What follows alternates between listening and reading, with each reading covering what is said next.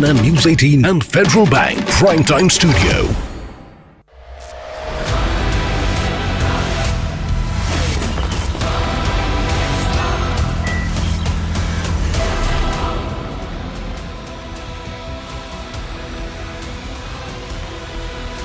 You're with the hard facts from the CNN News 18 Federal Bank Primetime Studio. Viewers, for a while now, we've been watching politicians in the opposition trying to stoke tensions over the last 10 years.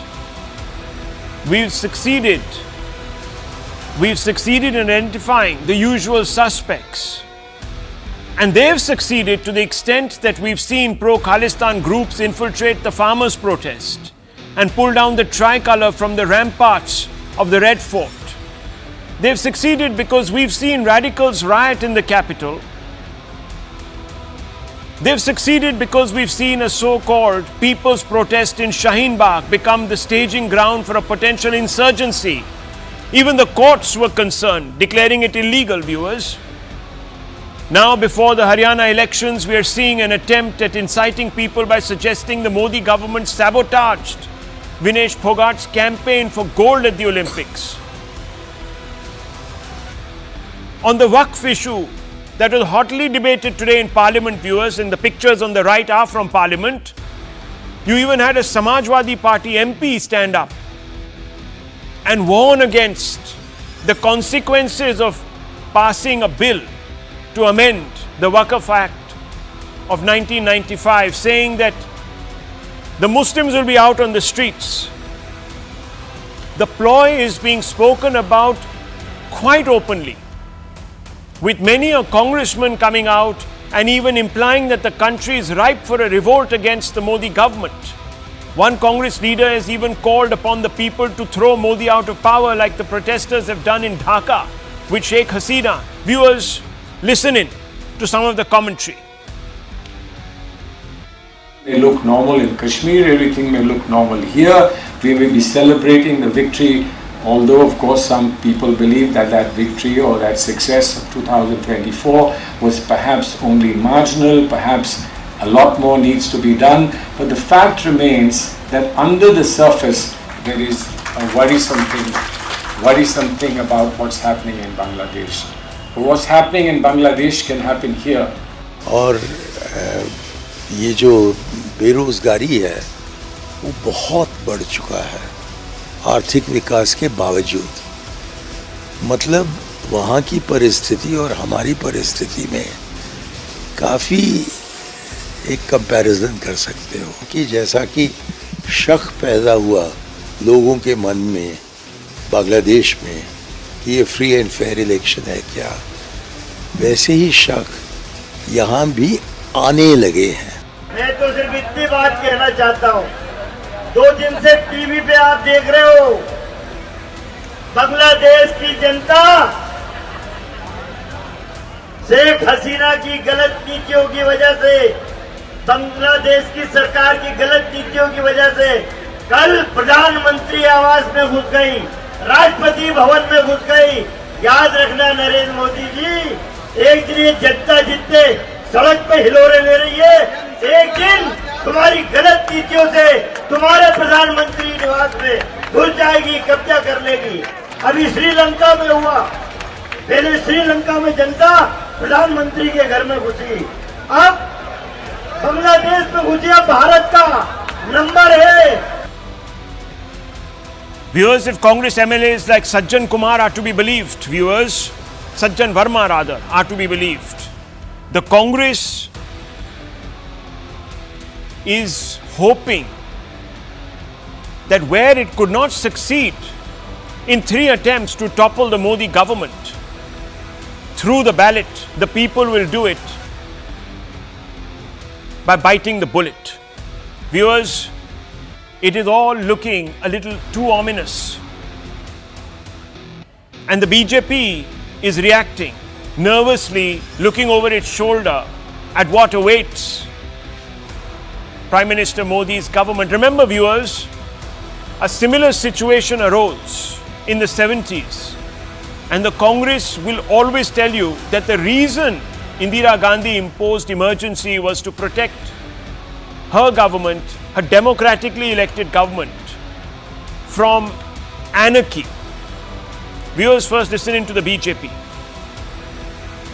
Salman Khurshid का बयान कोई संयोग नहीं, ये सोचा समझा कांग्रेस का प्रयोग था। इसलिए कांग्रेस ने उस बयान का ना खंडन किया, ना कोई कार्रवाई की। और अब सलमान खुर्शीद के बाद हमने देखा सज्जन वर्मा, और सज्जन वर्मा के बाद अब मणिशंकर अय्यर ने भी वही तुलना की है, वही अपेक्षा की है कि जो बांग्लादेश में हुआ, जो बांग्लादेश में हिंसा हुई, वो भारत में भी हो सकती है। मतलब कि मोदी विरोध करते करते किस प्रकार से भारत के लोकतांत्रिक संस्थाओं का विरोध करना, उसके ऊपर सवाल प्रश्न चिन्ह खड़े कर देना, भारत की एपॉलिटिकल सेना पर सवाल खड़े कर देना, और हिंसा के लिए लोगों को भड़काना, और उसके लिए एक Well, the BJP, as I said, viewers, expressing apprehensions. Now, here's how the Congress has looked for issues to spread disaffection.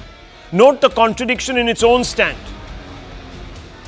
Charge 1 against the Congress, viewers, it's inciting Muslims. This is what the BJP says. They cite the instance of the CA.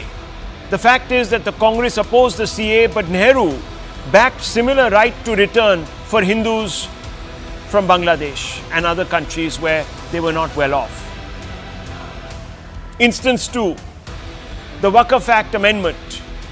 The fact is, viewers, that the Congress today opposes these amendments, but the Sachar panel and the joint parliamentary panel under the UPA recommended the same changes as in the NDA Waqf amendment bill.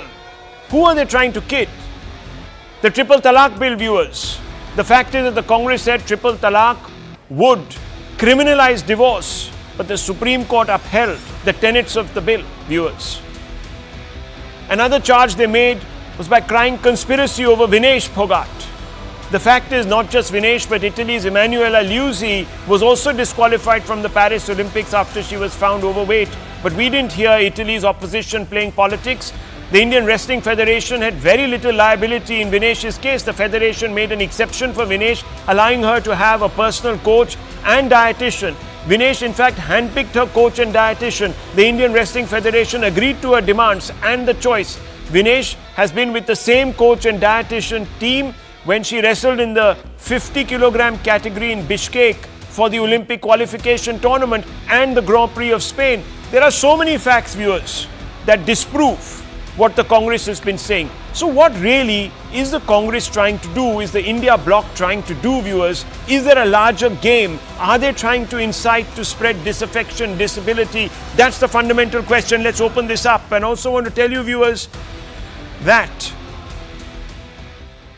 viewers, don't think regime change can't happen in a broad-based, massive country like India.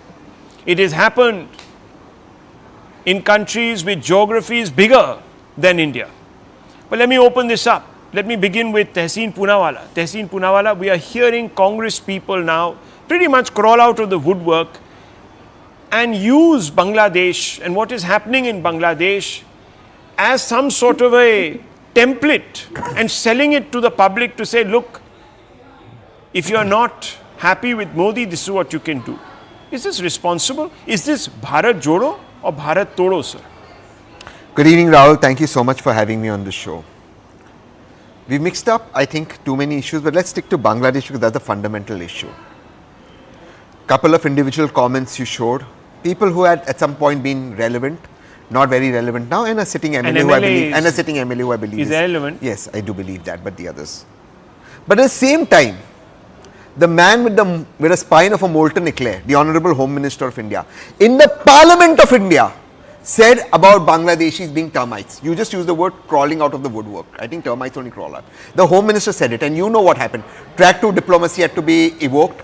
We had to apologize to Bangladesh. Bangladesh took strict objection. This, when Sheikh Hasina, our best friend, and Bangladesh, our most closest neighbor, that was the irresponsible statement made by the Home Minister. The same Home Minister, in the opening remarks, you said 2 riots in Delhi. What was he doing? Illegal, was he snoozing? He was talking about illegal refugees. Let's to be call a little human accurate. beings termites. I am not. To I'm call not anybody that. termites. I'm not defending to call that, anybody termites because they come from a particular geography is nothing short of distasteful and inhuman and does not go with So Indian you're saying values they're and trying to ethos. dehumanize them? The Home Minister so that did they can in take Parliament. action. That's why they apologized. Well, tell me something. Well, you have to apologize. When you call, hang on, just a minute before everyone gets too excited. When you attack people from the Sangh and dehumanize them, when you dehumanize the Prime Minister, for instance, when you call him a cockroach, when you call him all sorts of gutter snipe, God alone knows what else that has been said about him. And then on top of it, your leaders like Shankar Aiyar and company stand up and say, people, look what's happening in Bangladesh, you can do it here too. Is this sort of extrajudicial solution? Hang on. Does it even behove the Congress party that claims to be a party that is committed to constitutionalism? Rahul Gandhi holds the constitution like this and parades it. The constitution says that India will have elections, my dear. Not overthrows. This is not some French Revolution period, and we are not being ruled by Marie Antoinette and her husband. True. So let me just divide this into two. First, yes, terrible language used for the Honorable Prime Minister. He used terrible language from Mrs. Gandhi. Jersey cow. Let's be clear. Doesn't mean that two wrongs make a right. No, it doesn't. Do two wrongs make a right? I don't. Then it should behave upon the Congress. And I hope the Prime Minister also hang on, to take the high road. Mangal Sutra. No, one second. The point is, the point is, sir, that mutton, all of that was settled. All of that was settled by the electorate in the 2024 elections. No, one second. Democratically, what these individuals, do you agree with these undemocratic guillotine-like situations coming to your house? With that. Then I don't agree with that. But then, if you don't agree with it, and you are such a spokesperson for the Congress party in the sense that you're a supporter for the Congress party, and that you also belong to a, you're not some absolute outsider fringe element. Tehseen, you are related to the first family of the Congress. Many people equate it with political royalty in this country. Now, I want to ask you. No, you're not a common man. You're the Aam Aadmi of the variety that Robert Vadra has talked about. I'm the most common man you'll ever you are wanting to reduce this country to a banana republic, and why? If you believe these are distasteful statements, why isn't Rahul Gandhi, who holds the constitution, coming out and saying that these statements are awful and these people need to be sacked? Again, we are mixing up two issues. How am I mixing up two issues? Is he not an MLA, this gentleman, Sajjan Verma? And India, thanks to Nehru and the constitution that Rahul Gandhi holds up, will have free and fair elections. But, let me just put it. Sheikh Hasina dreamt of a opposition Mukt Bangladesh. Guess who else said that? Sheikh Hasina kept calling the opposition anti-national and protesters vested interests funded by foreigners. Sir, it happened in Bangladesh. I am saying the opposition did not contest elections. No, I am not sitting here in defense of Sheikh Hasina. I am talking about focus on. I want to make, what should be the focus? Should the focus be two retired Fawley statements they made, or should the focus be our Hindus in Bangladesh? What should be the focus? Is that also Rahul Gandhi's fault? Just because the Prime Minister is not capable of saving Hindus in Bangladesh, the attention is diverted to Shankar Aiyar, who's retired. I don't want to. Can the Prime Minister actually save Hindus in Bangladesh? That is the question. That should be our responsibility. Let me bring in editor of ANI, Smita Prakash. Or he should accept his One second, before I bring in Guru Prakash Paswan, as well as Dr. Sumansi Raman. Now, you heard Tehseen Poonawala, and I deliberately stuck with him for a few moments, Smita Prakash, so we could understand where he was coming from. He's clearly not coming from a very democratic constitutional point of view, because he disagrees with the manner in which Sajjan Verma has expressed himself, but his own Sambandhi, who runs the Congress, who's the leader of the opposition today, in charge of upholding at least 50% of the constitution, is quiet. That means he endorses. His silence endorses. Smita Prakash. Rahul, thank you. Happy to be back on your show. Before I come to the topic of this fault lines and Mani Aiyar's and Salman Khurshid's, may I respond to what Tehseen's point on termites was? On the one hand, Tehseen would like to talk about the language use, but it's the same Home Minister who staked his all for bringing in the CAA law, which will benefit refugees from Bangladesh more than any other country.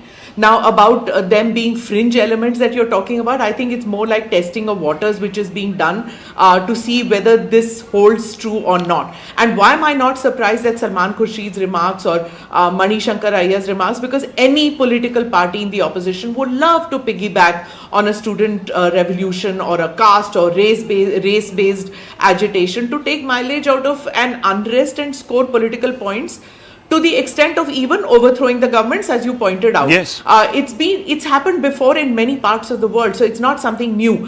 Why is this situation in Bangladesh something that the opposition in India would want to replicate or hope to replicate? Because they feel that, like Bangladesh under Hasina, India too is under what they are terming as democratic autocracy. It's a narrative that the opposition has propagated in the media, in the parliament, and that the elections of 2024 have not been free and fair, and that's because the institutions, which includes media, they have not given a level playing field for the opposition. Similar to what the students in Bangladesh started with. When they started their agitation, they began with that, and then the quota issue in Bangladesh, that came out onto the streets, and that got hijacked by political parties, and that became something which was discriminatory policies, Awami League, dissatisfaction. So some elements in India saw that, like the CAA, which you pointed out, or the Agniveer protest, or the farmers protest in everything. India,